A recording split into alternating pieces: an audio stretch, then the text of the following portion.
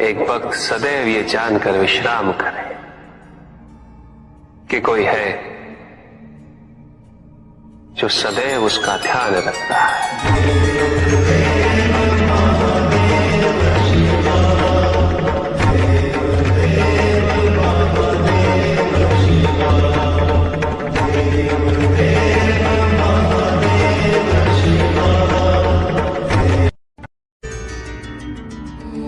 भक्त की भक्ति और उसकी श्रद्धा से प्रसन्न होगा।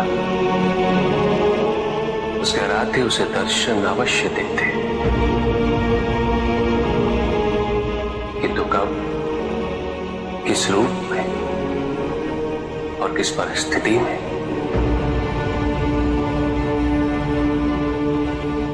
इसका पूर्व ज्ञान होना भक्त के लिए संभव नहीं होता। जब भक्त भगवान का ध्यान करता है,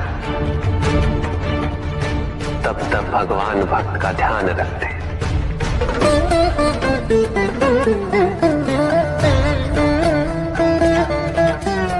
किंतु जिस क्षण भक्त भगवान का ध्यान नहीं करता, तब भी भगवान भक्त का ध्यान रखते हैं। इसलिए तुम्हारा ये कथन उचित है नंदी। मैं व्यस्त हूं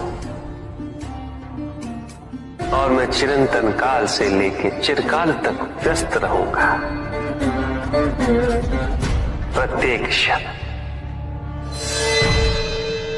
प्रत्येक भक्त का ध्यान रखते हैं।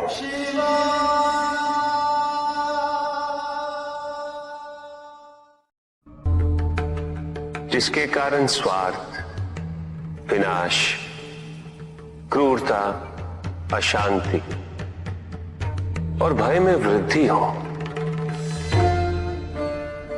वह ज्ञान है।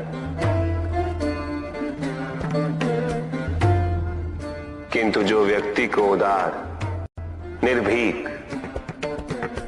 सहनशील और विनम्र बनाए, वही ज्ञान है। अज्ञान की शक्तियां दुरुपयोग करने हेतु प्रेरित करती हैं, किंतु जो अपनी शक्तियों और अपने सामर्थ्य के प्रति अपने उत्तरदायित्व को समझाए, जो न केवल अपने अपितु अपने से पहले संसार के उद्धार हेतु प्रोत्साहित करे, वो ज्ञान है। ज्ञान का मूल उद्देश्य ही परोपकार है, सृजन है। दूसरों की भावनाओं को समझना, उनका आदर करना, यही ज्ञान है।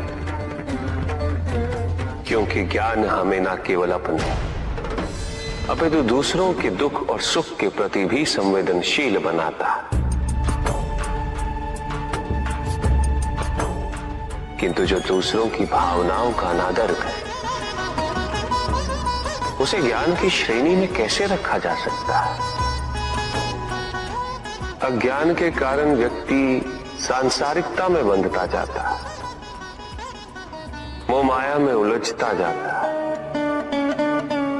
अज्ञान परम सत्य से दूर ले जाने का माध्यम है, किंतु ज्ञान व्यक्ति को परम सत्य की ओर ले जाता है। ज्ञान मुक्तिदायक है, मोक्ष का मार्ग है, और इस मुक्तिदायक ज्ञान का सर्वोच्च रूप है आत्मज्ञान। और यही ज्ञान की पूर्णता भी है कि व्यक्ति अपने को समर्पित कर दे, छोड़ दे अहंकार को, तो ब्रह्म की इच्छा ही पूर्ण होती है, और अभी भी वही फलित हो रही है। ऐसा नहीं है कि हम उससे भिन्न फलित करा लेंगे, लेकिन व्यक्ति भिन्न फलित कराने में लड़ेंगे, टूटेंगे, नष्ट हो। कुछ भी सुनने और समझने के लिए मन का मौन रहना आवश्यक है। किंतु मन मौन रहना नहीं जानता। वो तो निरंतर कुछ ना कुछ कहता रहता। प्रतिपल शब्दों का आक्रमण चलता रहता है मन पर, और यही आक्रमण है जिसके कारण व्यक्ति कभी भी शब्दों के परे नहीं जा पाता। जहां जीवन की सत्यता का बोध उसकी प्रतीक्षा कर रहा होता। कभी भी किसी व्यक्ति का विवेक, उसके संस्कार, निर्भीकता तथा उसके आचरण की परिपक्वता को परखना हो तो उसे शक्तियों से सुसज्जित करता हूं, पदाधिकार सौंपता हूं। परिणाम स्पष्ट हो जाएगा। प्रभु, यदि आप स्वयं यहाँ कैलाश में उपस्थित हैं, तो प्रतिदिन का संध्या काल पूजन आपके समक्ष क्यों नहीं होता है? पूजित का साक्षात सामने होना मन को भटकने नहीं देता, किंतु जो सच्चे भक्त हैं, भगवान तो उनके मन में, उनके हृदय में निवास करते हैं। जिनके हृदय में श्रद्धा है, उनके लिए पूजा करने हेतु अपने आराध्य का साक्षात सामने होना अनिवार्य नहीं।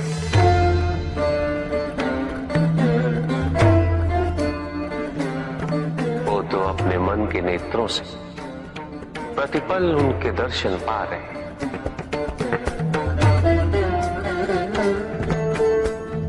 उनकी प्रत्येक अनुभूति में भगवान है।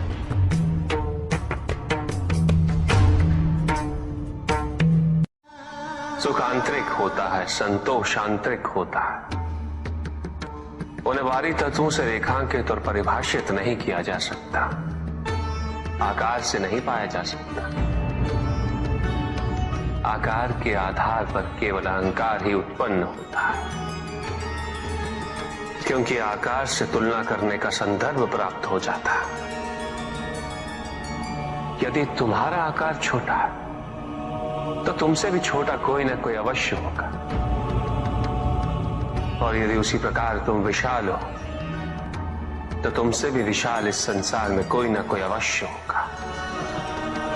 इसीलिए शरीर या आकार की तुलना करना कभी भी शाश्वत सुख का आधार नहीं बन सकता। युद्ध किसी व्यक्ति से नहीं गणेश, मानसिकता से होता। युद्ध में संघर्ष अच्छाई या बुराई का नहीं होता, सभी में अच्छाई है और बुराई भी है पुत्र। युद्ध तो विचारधाराओं का होता है। व्यक्ति अपने पराक्रम पर, अपनी क्षमता पर